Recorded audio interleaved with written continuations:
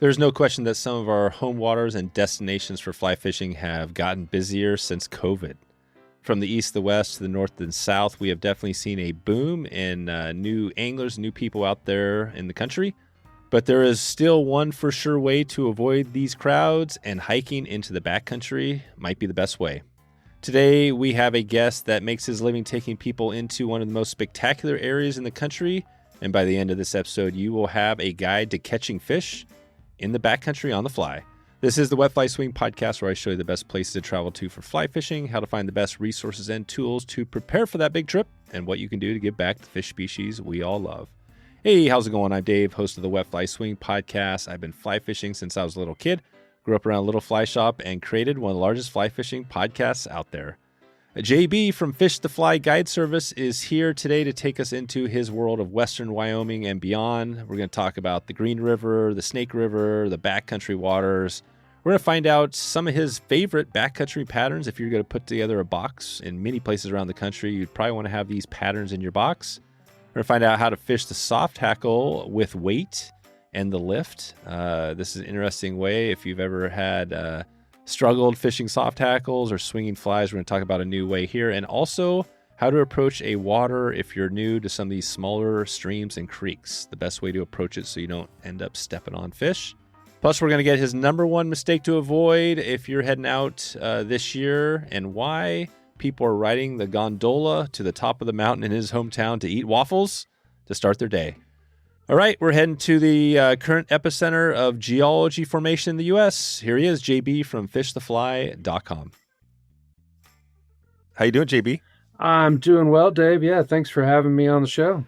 Yeah, this is going to be a fun one. I'm always excited because, we talk a lot. You guys do everything out there. We're going to cover what you do out in Wyoming and Jackson Hole and everything there. I think today we're going to focus a little bit on the backcountry, and you guys do it all. But I'm excited because I think that for especially those people that don't have a boat, want to get out and explore, I think that's a good way to do it in fly fishing. But before we get there, let's take it back real quick on your history. Did you get started early, or when did the fly fishing come? What's your first memory? And then we'll talk fish to fly. Yeah.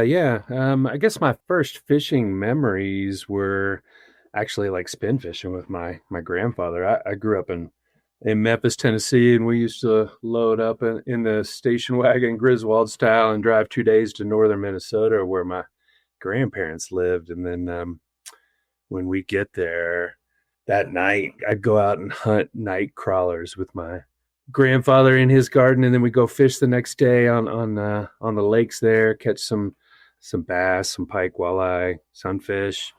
The fly fishing thing really kind of got going for me when I moved out west into Jackson 28 years ago. I just kind of became a passion immediately. Caught my first fish on the fly out here. It was actually in the Hoback River. It was like a 10-inch cutthroat on a Turk's tarantula, which was real popular back then. Oh, yeah. And it's kind of been smitten ever since. Yeah. Love it. That's it. When you guys were up in Minnesota, were you like way up? The grandparents, were they way up north, or what part of Minnesota? Yeah. A little small town called Cloquet, so not too far from the Boundary Waters. Oh, okay. So, way up north. When we got up there, like, it would be light until super late at night, which I wasn't used to. So I remember just being in awe of that. Be light at like 10 o'clock at night. That was kind of my first experience with that. And then, just, creating those memories with my grandfather still brings a smile to my face. Yeah, that's so cool. Yeah, I love the grandparents, the parents. Were your parents also into fishing in the outdoors, or was the granddad? Mostly my granddad. My dad didn't really fish a whole lot. And so I became the fisherman of the family, and now I take all of them fishing. When they come out to visit here, like, let's go do this. And what got you to Jackson Hole? Was it this typical just, move out west like a lot of, or why'd you get out there? Well, I was in engineering school in St. Louis at WashU and was looking at desk jobs, and, the thought of a cubicle really kind of, it really wasn't my jam, honestly. And I had a couple of buddies that drove up to St. Louis on their way out to Jackson Hole and visited. And then when I was graduating, I gave them a buzz and they're like, well, we got a room in a 3-bedroom condo. You should come out. And so I jumped on the opportunity thinking I'd be here, 6 months or a summer. And kind of the classic Jackson story. I fell in love and it's been 28 years now. Huh. What I mean, I guess it's just we've talked a little about this, on past episodes, but it's kind of just it's everything, right? It's the mountains and it's the outdoors though, right? It's kind of that's the place. Yeah, for sure. I mean, this town is surrounded by public lands, be it the national parks, the Forest Service, BLM. I mean, the access to getting outdoors is just kind of amazing, really.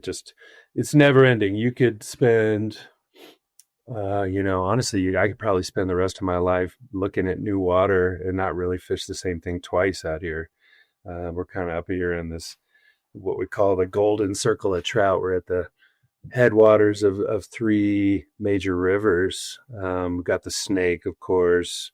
We're maybe an hour or so from the headwaters of the Yellowstone, and then roughly 45 minutes or so to the headwaters of the Green, which goes to the Colorado and down to the Baja there. So you got so much water here. It's amazing. There's so many things to do outdoors, be it fishing, skiing, hiking, whatever you want to do. We got it going on here. That's right. And this time of year, I guess we're kind of close. The season's right around the corner. What are you doing now? I guess as we're talking, it's mid-March. April's right around the corner.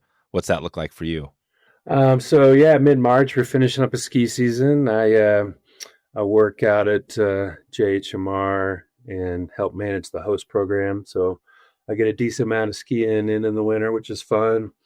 But this time of year, we started to get some warm spells. Kind of goes cold, warm. And then like last week, it was in the 50s and actually had a chance to get out and go float on the Snake. We slid the boat over snowbanks and we're catching fish on, it's mostly nymphs, midges, and the little black stones. But there was a little bit of dry fly action and a decent streamer bite like midday. Right. Yeah, no. So we're just kind of getting excited for the season. It's coming around the corner real quick. April is one of my favorite months to fish here, especially on the Snake River. Just those cutthroat are excited about it. They've lived through a long winter and their first really major hatches, midges and the blackstones and then squallas. And they get really excited about, especially eating off the surface, which is fun. It feels like it's been a bit since I've seen fish do that. Right. How is you guys had a decent winter? What's that been like? Yeah, it's been good. I mean, overall, I'd say it was warm, but we've got good snowpack. We're, I think, like 105, 106% of our water in our snowpack, which bodes well for our upcoming summer season.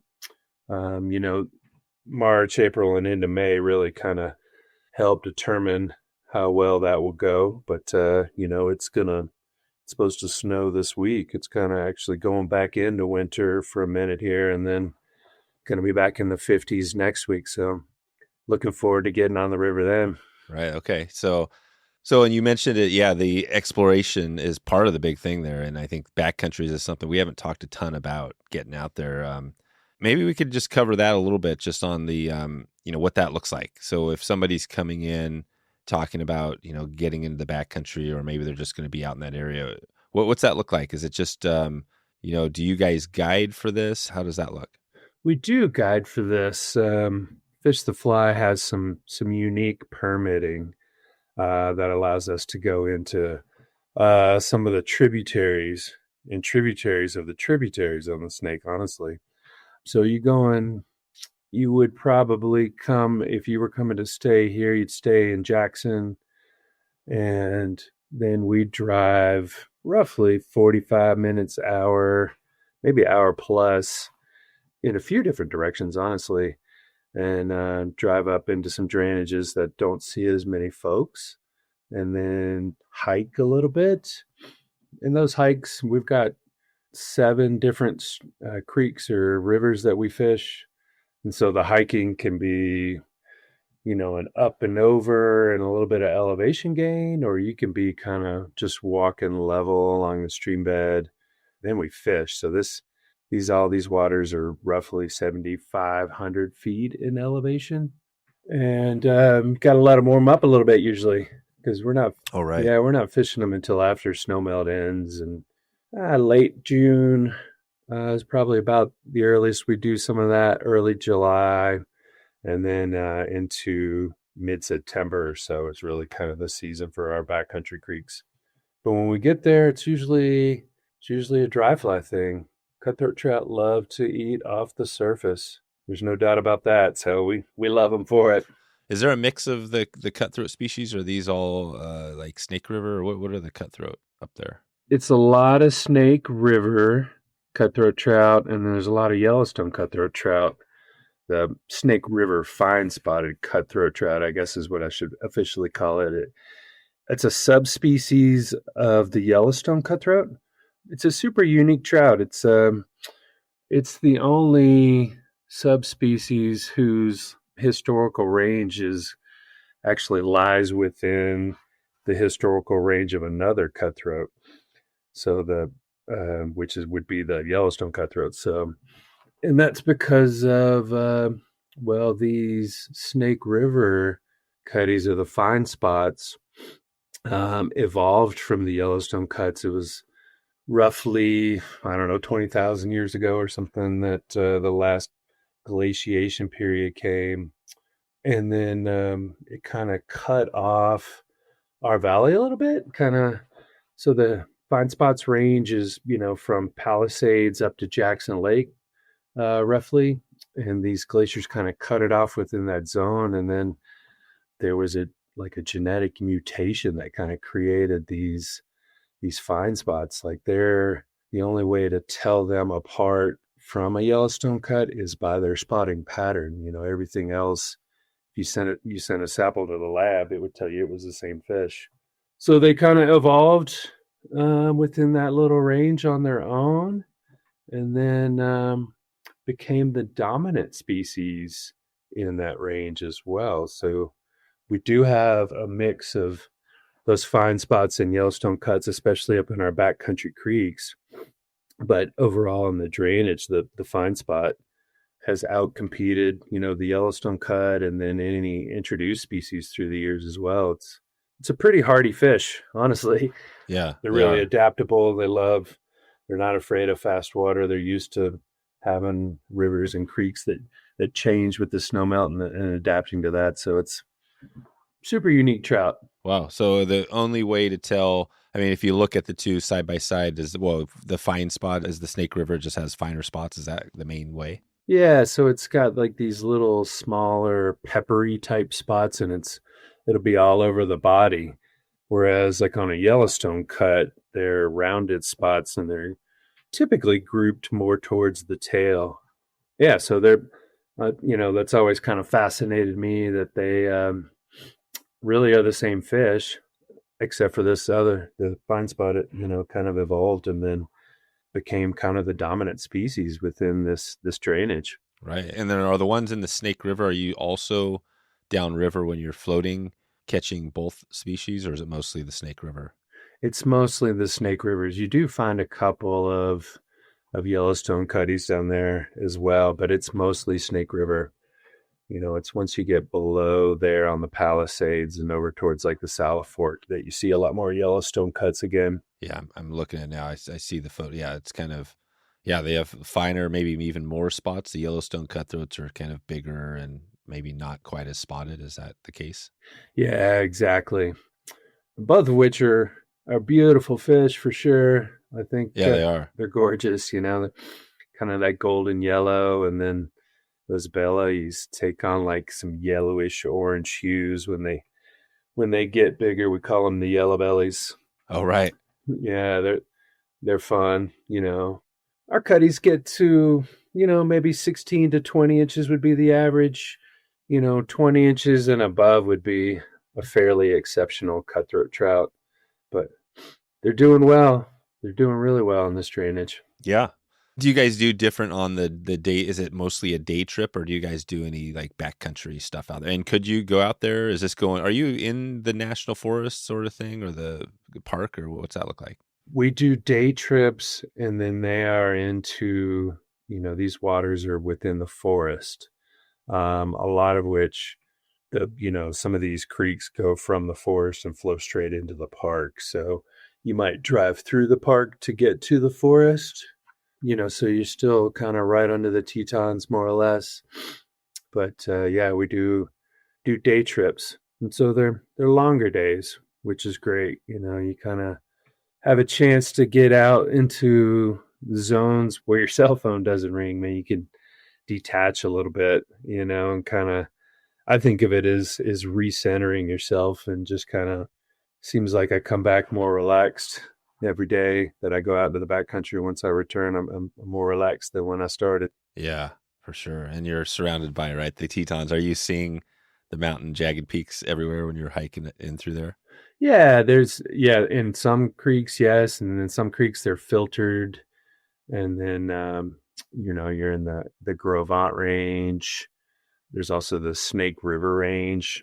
Jackson's got surrounded by 5 different mountain ranges actually. So Oh, wow. you got bits and pieces of it, all kinds of different mountains depending on which way you look. Yeah, which way? And then of course you got the national park, and it's interesting. There's a geologist. He's got like a YouTube channel. I'm trying to think of his name. I'll put it in here, but he does these really great videos about geology of the West mostly. And one of them, he was talking about the geology of the Columbia River and how, over millions of years, things have evolved, and how, like, basically the mountain ranges have developed and all the lava and stuff has flowed. But basically what he said is that hot point has migrated across the west, it has moved east, and now it's obviously right in Yellowstone National Park, right? With, what is it, Old Faithful and all that stuff. Yeah. Right? You guys are in this hot spot, but that hot spot has been migrating over the millennia, and you're in the epicenter. I mean, that's what's amazing about it, right? You have all these mountain ranges. You've got the national parks. Do you partake? I mean, do you do a lot of national park? What's the difference between, say, the national parks and the national forest? Or are there a lot of similarities? The national park, Grand Teton National Park, and then Yellowstone, like Grand Teton kind of encompasses the Teton Range, and then kind of comes out into the valley. But if you're on the other side of the valley in the forest, you're looking straight back at the Tetons. So it feels like you're exactly in the national park itself, but you might be on forest land. Some of the best camping is actually, it's on forest land. It's just on the other side of the valley from the Tetons. It's got an amazing view. It's super cool to be near the Yellowstone Caldera. You get a lot of hot springs from that, molten lava that's Right. down underneath us here. There's it's really cool. It's super unique that way. And we got, you got the geology. You get lava flows. Mostly in Idaho, you see more of those, but we've got like some of our geology have ash flows, which is called like a tuff. It would be when that ash kind of cools super quickly and then turns into rock. And then we have like breccia cliffs. So there's a lot of surrounding the Tetons. There's a lot of sedimentary drainages with those type of geology. But the Tetons themselves are more jagged and metamorphic rock and just kind of super spectacular. Honestly, I never get tired of looking at the Tetons. No, the Tetons are, I mean, it's all amazing, but yeah, when you first see those things, it's pretty crazy. And I just found, so it's Nick Zentner, and I'll bet you he has something on that area. I'm sure he does. The video I was watching is the geology of the Columbia River Gorge, right? And essentially, I mean, it's all connected. I mean, you guys, the Snake River is a tributary to the Columbia, but it's really interesting. He's got a good way about stuff. So I'll have to look up and find a video on your area where you're at. But yeah, so that's it. So you're going to be hiking in. Maybe take us to the day when, it sounds like July, August, September are the prime for doing some of these backcountry. Where's the meeting? Are you meeting out in at the creek at your office? What's the first step here? We'll probably meet you in town, sometimes just north of town. up towards Grovant Junction or in Moose maybe and head north. And then from there, we're, like I said, driving 45 minutes, hour, either north or going east up into the Grovants. We've got some tributaries that we fish south from there too. And then so you're driving through, a lot of this terrain is you get out of kind of the busier national park zone and you get into bits and pieces of our valley and just off of it where not as many folks make it. I mean, the Tetons are so popular and for good reason, but you can avoid most of the people really quickly. Same thing with all the smaller tributaries in Yellowstone. Most folks don't stray from the road. So walk 10 minutes out into the backcountry and you've lost 95% of the people immediately by doing that. So it's pretty easy to find some quiet space out in the hills around here. So that's kind of the ticket. And is it, I mean, for what you guys do, it sounds like you have specific rivers or creeks that you're fishing. But are you fishing, or are people able, if they're going there, to fish anywhere? Could they just get a license and hike off in the national park wherever and fish any creek up in there? Yeah, that's one of the beauties of the public lands around here is that you do have access to those. I mean, down in the valley here, some of these creeks go through private land, and some ranches in the mountains as well. But for the majority of it, yeah, if you have a fishing license, you can fish a lot of this on foot on your own. Takes a little bit of know how to read the maps, but following the blue lines on the map will get you places around here. Right. So I mean, that's one way to do it. I mean, obviously the guide trip, if you want to lower the learning curve or whatever, check in with you guys, but they could probably also just get a map or use your trout routes or whatever and find like okay, here's a stream, I go for it. If they were, let's just take it in, we're going to be focusing this on that sounds like that summer period, but for you guys, what is the typical sounds like it's a dry fly game out there. What does that look like? What should the fly box look like for dry flies if you're heading out there in, say, July? Yeah, no, it is mostly dry flies. We do use maybe some droppers, like if you get there in the morning and the water's still chilly and they're not fully coming to the surface, we might drop a nymph below your bigger dry, maybe 2 feet, 3 feet tops. Yeah, so I would take my box for the backcountry. Well, we got a lot of foam around here. Obviously, we fish a lot of stoneflies and a lot of terrestrials in general. So the beetles and hoppers. I definitely would not go into the backcountry without any ants. And since these are cold waters, they're actually, water temps are kind of prime for mayflies on a lot of these creeks as well. There's a really good, I mean, you have your PMDs, your drakes early season, but kind of through the season, after those early season hatches wane, you get kind of these sporadic flavs, which is kind of like a smaller green drake. So that's, and I cover those with, a lot of your typical drake patterns. I mean, you could cover them with a parachute hare's ear, parachute Adams. I fish like Fiorimsky's drake patterns because they got a little foam body. Since a lot of our creeks have gradient, they're coming right out of the mountains. You want something that's going to float pretty well, and that's a good pattern for that. It's really visible. It's mostly dry flies. I might go up the stream in the morning while the hatch is kind of working its way to fruition and fish a smaller fly. Another bug I wouldn't be without is actually a purple haze. Oh yeah, that's a really good one. Yeah, that's a really good one out here. So maybe we fish the purple haze going upstream, and then we'll get good action on that. And then coming down back through in the afternoon, I might throw on that bigger bug, your foam bug, or maybe either a hopper pattern or a stonefly pattern, and then fish it, kind of quarter it downstream. So kind of non-traditional, fishing it downstream, almost like you were swinging a streamer, mend downstream and then kind of twitch it across the seam or across the pool, give it some action. All those terrestrials don't really not a lot of them just sit there once they make the water. It's a little foreign to them. They're like, I got to get out of here. Especially the stoneflies. our mutant stones. We got a ton of those down on the Snake, but they're also up on these backcountry creeks and rivers, and really fun to fish. I like to I fish a lot of patterns, in that afternoon zone that could be a hopper or that stonefly, there's like a tan a Barrett's ant, we call it, or we've got a red-bellied Barrett's ant, and then for the stoneflies, I'll fish the what's called a CFO ant. But those mutant stones, the males, they don't have wings; they're flightless.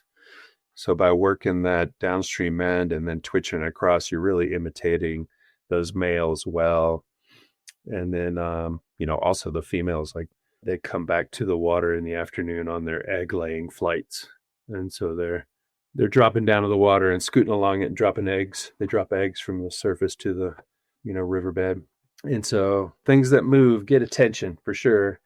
And it's really exciting to watch fish not only come up and eat a dry fly, but, when you're twitching like that, they'll be kind of launching themselves after it. Oh, wow. It's a super fun way to fish. Yeah. So the twitch is just, what you're talking about, you're casting it down maybe with a foam or something that's a high floater. It's swinging down. You're putting a downstream in, so you're speeding it up, and then you're also twitching. And what type of twitch? Just kind of doing your rod tip a little bit, like a little quick twitch? Yeah, you can do the rod tip or just even a small strip, 3-4 inches with your line hand.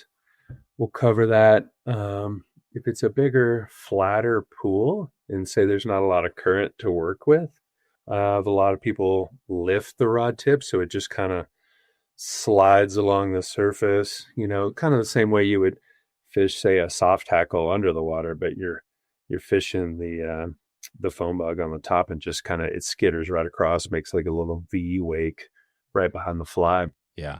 How would you fish that on the soft tackle? That's I'm interested in that if you're down kind of in the surface, right? What do you mean by kind of lifting it? How would you fish a soft tackle, and what do you mean by like how you lift it in a similar way? A bug that I fish soft tackles is we've got the Hecuba out here. I think it's Timpanogos Hecuba is what it's called. It's a great red quill, Western red quill. But it is a larger drake pattern, and basically it's really well covered by a parachute hare's-ear with that red ribbing that matches that pretty well. At least the ones we see here, they can be different coloration and different drainages, but they emerge underwater and kind of swim to the top. So we'll fish like a soft tackle hare's-ear, and so I might use put on a 7.5 foot leader and then tie a stretch of 4X fluoro usually to that, and then tie it down to my fly. A lot of times I'll use a loop knot on that fly like I would a streamer, and then put maybe a small weight right there at that knot where we tied on our tippet to help get it down, but not too far down, and then fish it, like I said, across, and then I'll mend downstream and work the swing. So let the current kind of swing it across there. And then when it makes it to the other side of the seam and is out of the current, then kind of strip it up back towards you. Yeah. But the lift works really well once it's made it across that seam, kind of into that flatter water, say, and then you just lift the rod tip, and then it kind of draws it back to you slowly. And then as you're dropping the rod tip, you would use your line hand to pull out any slack so you can set the hook on the strike. That's awesome. And you have a little split shot, like a tiny one that would be on it. Remind me again on that. Where are you putting that split shot in relation to the soft tackle? So I would put it, where I tied on my tippet from my leader. So I'm maybe tying on 2 feet of tippet. So right at that knot. So I'd go above that knot so it doesn't slide down to your fly, but it helps draw it down into the water column a little bit. And then that distance, from the weight to the fly, that the soft tackles are pretty much weightless. So the weight will be down lower than the fly itself. So it kind of makes it the fly go up and down in the water column when you're drawing it back to you. It kind of gives it a little bit of jigging action as well. Sure. What size split shot would you typically be using? Maybe a BB would be plenty for that. Gotcha. Okay. No, that's great. Yeah, I mean, I fished that on the riffles in the snakelet way, but also on the backcountry. So these backcountry creeks aren't super deep, so you don't have to get too far down into the water column. And the beauty of the cutthroat is that they hold, 4 to 6 feet down and look to the surface for their food. A lot of times they're suspended just below the surface, maybe a foot or two. So there's can be a lot of sight fishing associated with fishing those backcountry creeks that way, which is, yeah, it's super fun to see them just kind of suspended. It almost looks like in midair because the water's so clear. Wow, that is cool. Yeah, so you got some sight fishing. So I love the wet fly soft tackle because that technique could really work anywhere, probably in most places. And it's also probably imitates not only mayflies, but probably caddis and other bugs, right? That soft tackle, that hare's ear, do you think it imitates a few different things? Oh, absolutely. Yeah. I mean, they, beyond the mayflies, but the caddis and stoneflies would be the top bugs. But, if you're looking on the bottom of one of these backcountry creeks, you see caddis everywhere, and it's typically your hydropsyche caddis, which is tan. So that hare's ear, that soft tackle hare's ear would cover it well. Okay. So you mentioned the sight fishing. Is that something that you're usually doing almost all the time up there for when you're fishing the dries in the backcountry? You do, yeah. You're sight fishing a decent amount, especially when the hatch is on or as the water drops. These fish will move up, say from the pools in between the runs. So we get a lot of good flying ant hatches, especially kind of, as we get into August, a lot of flying ants. And so they'll move out into, say there's a trough along the bank that's like a foot deep or something. They'll kind of slide up into there. And so it's water that a lot of folks would just kind of walk right straight through because you're looking at the pool that's upstream that looks so inviting, but you got to kind of keep your eyes peeled for that, and they tend to stand out, that yellow belly will stand out against a lot of these rocks. But they're just sitting close to the bank usually and just sipping when they're in water like that, not making a lot of movement because they're out exposed. But barely just kind of bringing their nose up and sucking down the fly. It's really fun to watch. Yeah. That sounds like a mistake that maybe is common, right? Somebody's out there, they're going up into the backcountry, they find a stream they think would be good, and then they, walk over the fish. What would be your advice if somebody is coming up, or how do you guys do that? I'm sure you have some areas that, really well, but how do you choose, like the reading the water? You come up to that stream, and are we talking large stream, small, and everything in between? Yeah, kind of everything in between. And then they fish at different times of the year. Some are early season and then the water drops too low and the fish will move back out. But, and then those colder ones tend to be a little bit larger that we're fishing in August when it's just hot out. And I would say just, I come to the stream, obviously I'm looking before I tie anything on, I'm looking for bugs. What do I see? A lot of times as you're walking through the sagebrush, over to the creek, you'll see spinners or these clouds of black ants kind of hovering there. And that'll give you a good clue as to what to tie on first once you get there. So, just kind of observing. And that's kind of the beauty of being in the backcountry. You just kind of get absorbed into the environment and you just, you become present. And that's really what kind of, like I said, detaches you from the real world, so to speak, and really brings you into the moment and then really kind of makes it a special experience that way. Yeah, right. So that's a great tip. So basically take a look at what, you're coming in on and bugs, things like that. When you come up to the water, if you're up to a new water, what's your first, like you said, some of these fish might not be in the pool. They might be on a slot are you just kind of taking your time and looking, trying to spot fish or look for risers, or how do you know where to kind of start to make sure you don't walk on the fish? Yeah, after the water warms up, it's not unusual to see them rise.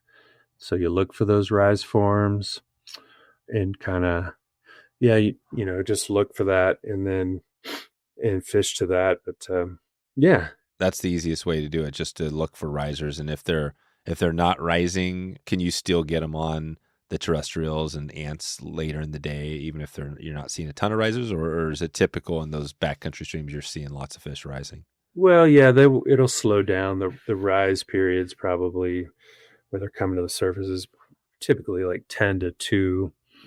But yeah, you can totally fish the likely water.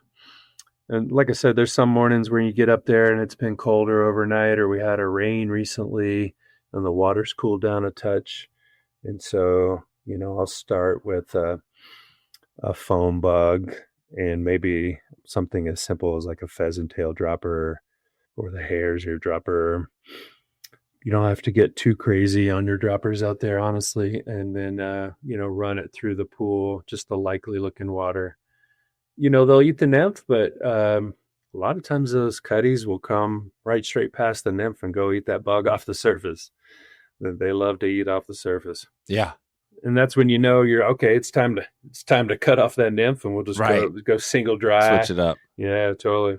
So there's no reason to do the dry dropper is probably the best thing. You don't have to use an indicator or go like Euro nymphing, or any of that stuff. Do you guys just pretty much dry dropper or dry only? Yeah, on those creeks for sure. That's really it'd be rare to nymph any of that.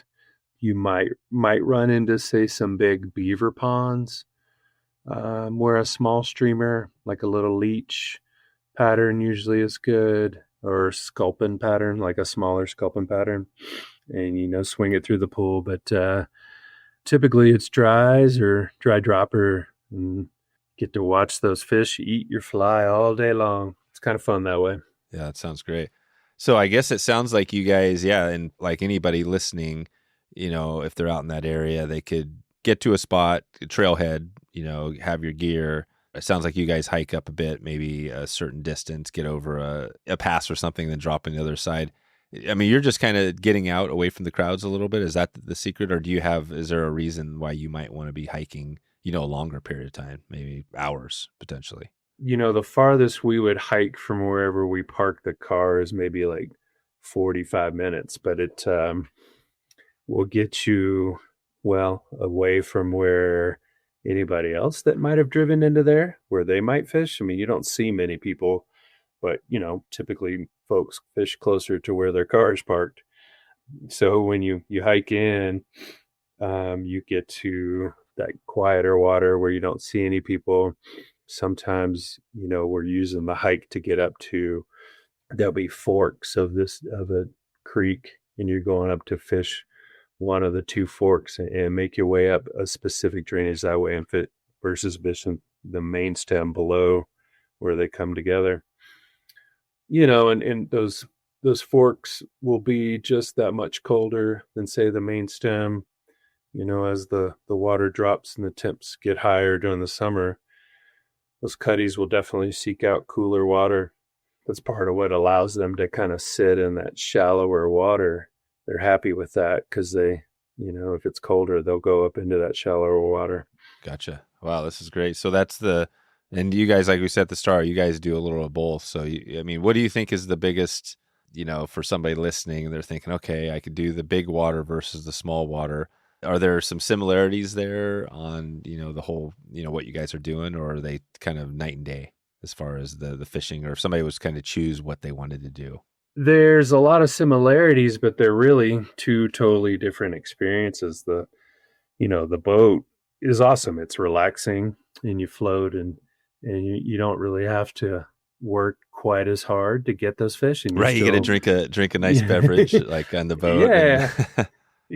Kind of, relax and crack a beer, and you still get to watch them come up and eat dry flies. You might nymph more out on the snake. You might use the nymphs more, like a indicator rig, but so same bugs, similar bugs, and you still get to watch them eat off the surface. But the backcountry is totally different in that it's a longer day.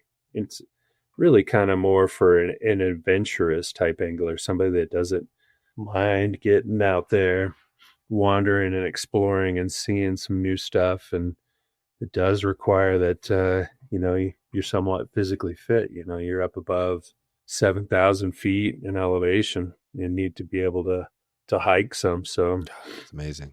yeah, they're really two totally different experiences, but like I said, they do have similarities. Yeah. What's the gear? Real quick on that. Like when you're doing this, it sounds like you're in the summer, so it's probably pretty nice. Are you just taking a backpack, or what would somebody be? What would you need on this? You got a fly box, or what does that look like? Do you have waders and all the stuff, gear? Well, definitely a backpack. You're gonna have your bugs, leader, some bug dope, lunch. You definitely want to have a lot of water with you. Typically, that time of year we're wet wading. Okay. So I'll even hike in from the trailhead in my wading boots, and then I'll use wading socks. And kind of go that way. So you don't necessarily need those waders. It's the water will be chilly, but the land around you is definitely warm. So it's just fully refreshing to step into that creek and then be in it for a while. So, I suggest that folks wear kind of like a nylon pant versus short. Sometimes when you're along the creek, when you go up and out of the creek to move upstream, say to the next hole, there's a lot of sagebrush around or willows, and you don't want to scratch your legs all up. So good way to keep your legs looking nice. Right. Got a log pan all the summer, all this, because you guys is this on the east side of is this kind of like the desert side or how does that work? Are you guys pretty much, it sounds like it's deserty. It can be, yeah, it's kind of a high plains desert, really. Once you get outside of the Tetons are they seem to suck every last drop of moisture out of them. But yeah, you're in the rain shadow a little bit, and we go north, we go east, we go south, out of Jackson for these creeks.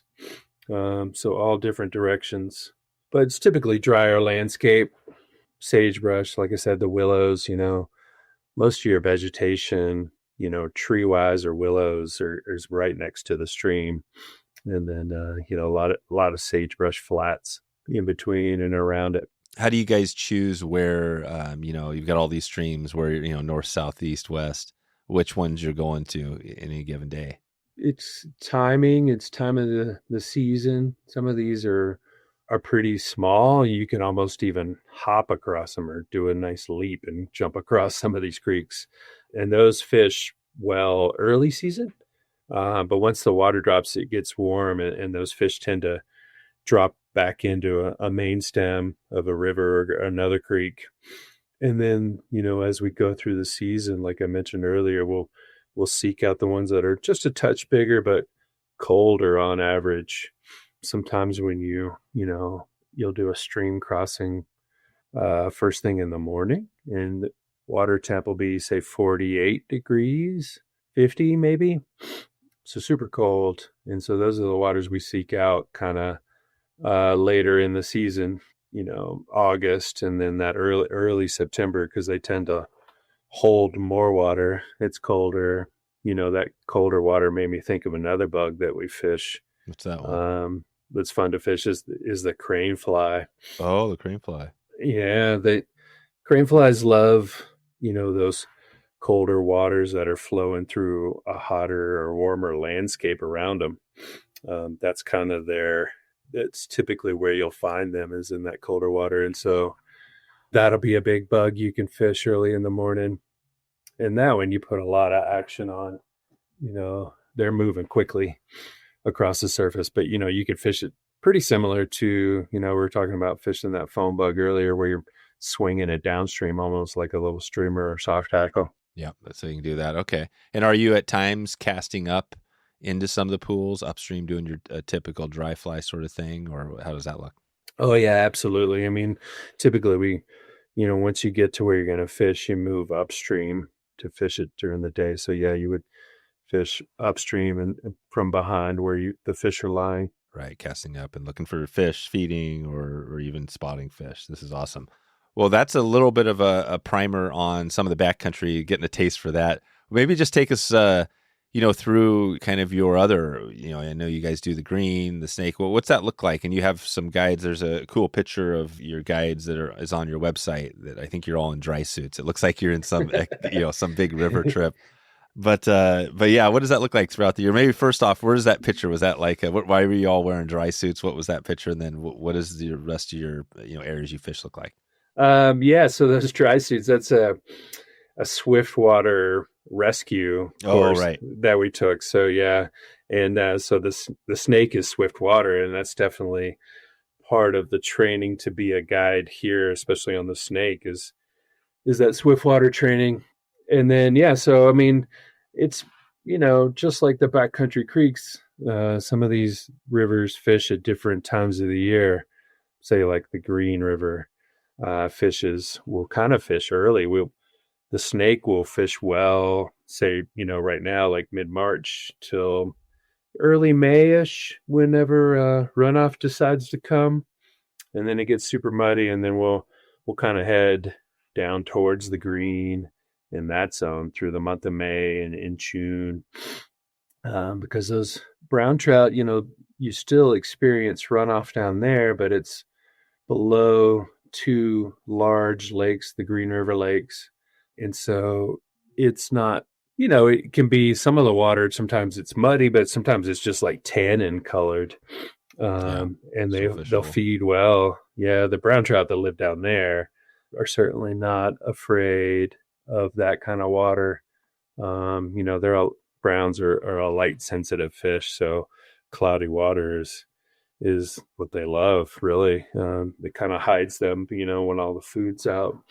But yeah, so we'll fish that, and there's good stonefly hatches, and then you get a really, really good gray drake hatch down there. On the green? Yeah, it starts in, kind of July typically, and depending on what sort of snowpack we had and what kind of water the green has for the summer, it kind of determines how long that will go. And, usually the more water, the more drakes you'll see. They love that silt, silty bottoms.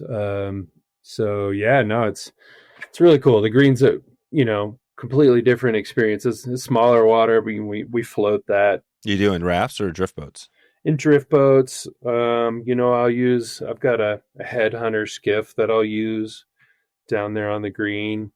So you got a little bit stealthier profile on the boat because it is overall a smaller river than the Snake. Like on the Snake, we use a lot of the what I use is a Clacka. It's a 16 LP, so it's a low profile boat, but it's got more kind of the traditional Mackenzie style drift boat with a larger bow. Because you'll go through some wave trains, smaller wave trains on the Snake. Because it has gradient. But down on the green, we're using that smaller skiff. You can sit down and kind of head hunt fish with a single dry. Oh, Sometimes a wow. lot of times when that drake hatch is going, they start feeding early. So you want to get down there, as close as you can to say sunrise, and then Oh, okay. yeah, you can fish drake spinners, and then some cripple or emerging patterns, and then adults. And when you're in the middle of that hatch, it's not so unusual just to fish a single dry. Sometimes the double dry as well, because you'll have PMDs or yellow sallies that are popping at the same time as those gray drakes, and so you fish a double dry rig. And the green up in that zone is not super deep. It's got some deeper holes, but there's relatively shallower water for a major river, and those fish like to eat off the surface because it's closer to them. So Yeah. when those hatches are on there, the greens are really, really fun place to fish. Nice. And this is the same green that flows down into like Utah, right? And all that. This is more higher up. Talk about that. Where is this at? Are there multiple green rivers? No, it's the same one. This is up near. This is the headwaters of the Green, where closer to where it comes out of the Wind River Mountains near Pinedale or Daniel, in that zone. So as far as the Green River goes, it's still like it's headwaters, but it's maybe where we fish it is maybe 80 miles downstream from its source. So it goes a long way. Like I said, the first thing it does, it goes into those two lakes and it filters out a lot of the sediment that's coming straight from the mountains. So yeah, no, it's that's roughly, if you're staying in Jackson, we would drive down there, get that early start. It's 45 minutes to probably the first section of river you reach on the green, an hour.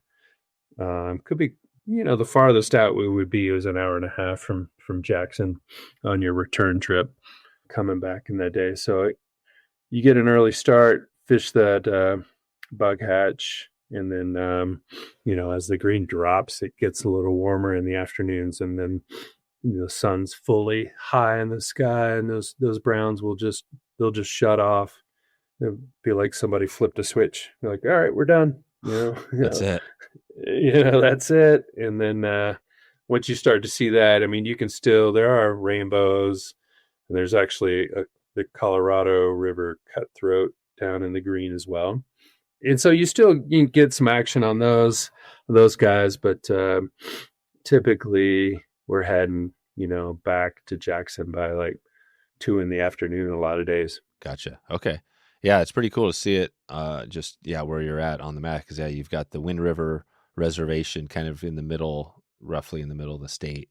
And so you've got that, right, the green's flowing kind of out of that area for the most part. It would be actually, so the Wind River Indian Reservation is on the north side of the Wind River Range. And so we're kind of actually on the other side. We're on the south side of the Wind River Range. On the south side. Gotcha. Yeah. And Gannett Peak is the highest peak in Wyoming. It's actually it is just it's a little bit taller than the Grand Teton by like, I think it's 13,804, something like that is the elevation for Gannett, and the Grand Teton's 13,770. There you go. The Wind Rivers are really, really old mountains. The rock that's exposed there is, I call it basement rock. It's like, 4 million years old or 4 billion years old. It's really just something like that, right? Yeah, it's crazy. It all sounds 4 billion or 4 million to me is about the same. I can't get a feel for it. It was some of the oldest exposed rock that you'll see, so I guess is what's it called again? There, really, the Wind River Range. Oh yeah, the Wind River. Yeah. So yeah, no, there's some super jagged peaks up into the winds, but that's it. The Wind River, they're much larger mountain range than the Tetons. All things considered, the Tetons are relatively small mountain range. Honestly, they go about 50 miles, and they're 10 miles wide or so, whereas the Wind River Range is going 150 miles maybe, and then it's maybe 20 miles. It's a much bigger mountain range. That's right. Yeah, we've had at least one episode on. Actually, we've had a couple because we've done on the Wind River area. I know there's a Native American kind of, I think part right, and on the reservation, I think that's the only people who can guide out there. We talked about some of that area up there. Yeah, no, that's would be kind of like closer on the Dubois side or up towards Thermopolis. Okay. Yeah, and a lot of that is Native Americans are the only ones that can guide there or hold or be an outfitter, but you can still get a reservation permit and fish on your own. That's right, which is probably good advice too, right? That'd probably be a good area to get away from some of the crowds out there. Oh yeah, absolutely. And there's definitely some zones where you can access with that permit, and then there are some zones where no white man will be on this side for sure. So there's definitely some sacred ground for those guys that they don't want you to go fish. It's great. I think your tip at the start of the fact that just getting out, even in the national park or the busy areas, just hiking for 15, 30, 45 minutes is going to get you away from most of the people, right? That's probably the biggest, one of the big tips today. Oh yeah, absolutely. Yeah. Not too hard to get away from the most folks around here. Yeah, perfect. And like I said, I'm going to definitely get Nick Zentner on the show. We're going to have a geology episode, and I think that we're going to for sure focus on. I want to learn about the winds the Wind River Range and kind of all that stuff. It sounds, I mean, it's a hot spot, obviously, right? It's the place. It kind of feels like it's the epicenter for, you know what I mean? Not only a lot of this outdoor stuff, but all the geology and kind of everything going on out there. Well, before we get out of here in a little bit, JB, just want to check with you. Anything else you want to shed light on about your program? We talked about the green, the snake. Anything else you guys are doing, the backcountry that you wanted to shed light on, or because we're going to be following up with you as we move forward here. But just before we leave today, anything else here? Yeah, I mean, those are kind of the main rivers. We also float the Salt River, which would be south of here, another tributary to the Snake. Salt's a really fun, small river that's really best fish from the boat because there's tons of willows along it. And then we also, just for, we get a lot of families in Jackson, so we also do some scenic floats on the Snake, where we'll, float under the Tetons. Usually our most popular one is in the evening where we'll stop and cook you up Eisenberger along the way, and then you enjoy the sunset on the way out. So, for the non-fishing folks in your crew. That's perfect. So you could do a little bit of a, family and have, I mean, just kind of more of the scenic thing. And that's pretty cool. What do you guys get? I guess that's the thing with Jackson, because you get a ton of people coming through probably for their first time, right? Coming through there. And is that what that looks like in any given year? It must be a little bit crazy, right? When it starts getting busy in June, July, August. Yeah, no, it's definitely a busy spot. I mean, I think Jackson roughly has 15 to 20,000 people population year round, but I think somewhere upwards of 4 million come through here in the course of a summer. So you can imagine what that might look like. It's super busy. Yeah, it's a busy but in a large area, right? Like you said, there's 2 national parks. What are the other, I mean, you got the national parks, the national forest. What are the other tourist things in the summer that people are doing? I mean, it's mostly, right, hiking, just getting outdoors. What is it that's bringing people there? I guess mainly it's the national parks, right? Mainly it's the national parks, and then hiking in those national parks is certainly popular. I obviously think that you can't miss a day on the river. Is just, great way to experience the parks and the lands around them. And then, Jackson, let's see what, folks will come to, they'll ride the tram or the gondola at Snow King. And so you can go up to the top of these peaks and have views out over our valley. Oh, wow. And then there's a tram up at Jackson Old Mountain Resort that a lot of people will ride up there. Go up there and get yourself a waffle. That's what they're famous for at the top of the tram. Oh, really? Is waffles. Yeah. Waffles. So you could take like in the summertime, or is that kind of what most people are doing? Come up there in the summer, take a tram up to the top and get a view of the whole valley? Yeah, that's on the checklist. If you come through here, go up the tram, get that waffle, float the river, do some hiking.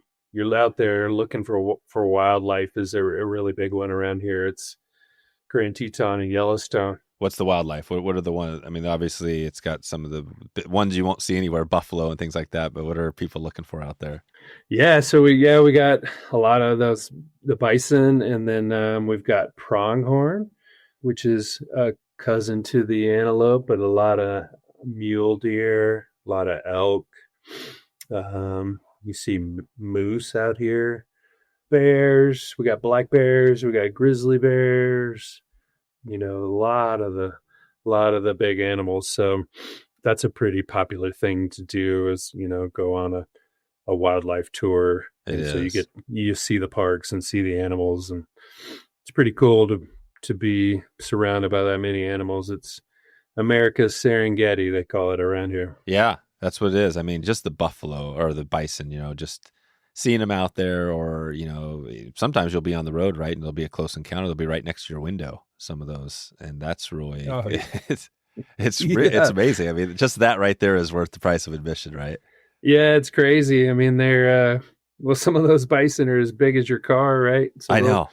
Kind of walk out on the road and stare you down and like, well, what are you doing here? Right.